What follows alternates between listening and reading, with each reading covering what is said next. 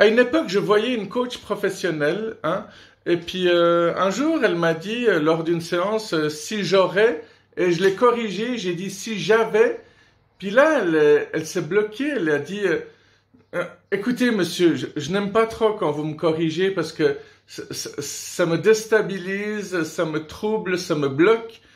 Et je me suis dit, toi, t'es vraiment fait pour être coach professionnel, hein.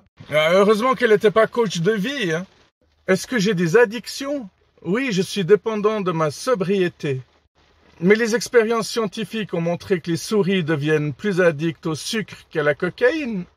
La dernière fois que j'ai eu la crève, j'ai utilisé plus de 20 paquets de mouchoirs. Je pensais même pas que c'était possible. Puis la dernière fois que j'ai vu mon avocat, il m'a envoyé une facture de 60 000 francs. J'aurais jamais cru que c'était possible. J'ai connu un couple africain qui avait 2 télévisions dans la même pièce, au salon. C'était très marrant parce que lui, il regardait ce qu'il avait envie de voir et elle regardait ses propres émissions.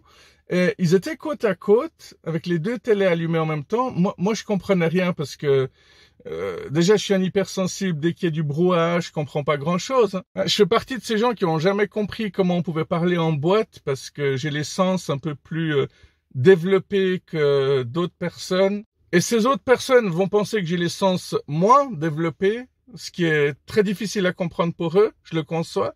J'ai pas envie de dire que je peux pas faire 2 ou 3 choses en même temps parce que c'est pas vrai. Aller en boîte, ça m'a toujours emmerdé. La musique que j'entendais en boîte de nuit, ça m'a toujours emmerdé. Et les discussions des gens dans les boîtes de nuit, ça m'emmerdait aussi. Donc 3 choses qui m'emmerdent, c'est clair que je peux pas les faire en même temps. Par contre, oui, je peux écrire un roman, écouter de la musique, écrire la critique du disque que je suis en train d'écouter, et puis continuer à écrire mon roman. Et dès que je l'ai fini, j'écris une nouvelle, quoi. Qui sera un spin-up de la nouvelle, hein. Après, je vais regarder un film, je vais écrire la critique du film et ce film va m'inspirer pour écrire une autre histoire. Tu vois le truc, quoi. Il y a une amie qui m'admire parce qu'elle me dit que j'ai plusieurs cerveaux, mais elle arrive à faire du monocycle en jonglant. Elle fait du jonglage avec 3 trucs complètement différents, quoi. Un verre, une torche allumée, un sabre. Mais c'est assez génial de s'admirer entre amis. Ouais, cette amie, elle est clown. À l'époque, personne ne la prenait au sérieux jusqu'à ce qu'elle ouvre sa propre école de cirque comme directrice. Et là, les gens se sont dit, ah ouais, quand même, quoi.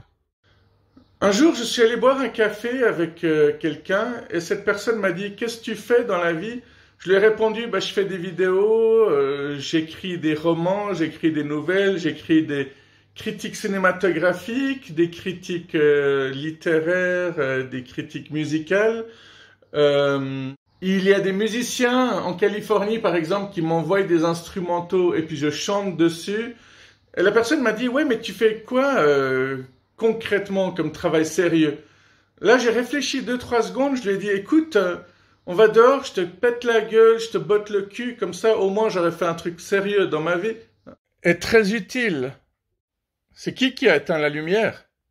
N'oubliez pas que plus vous donnez, plus ils vont prendre. C'est pour ça qu'il ne me reste plus rien. Quand l'horloge biologique est cassée, brisée, c'est peut-être le seul moment où tu peux pas aller chez l'horloger. Coupé, on la refait. L'horloge biologique, c'est la seule horloge que l'horloger ne peut pas réparer.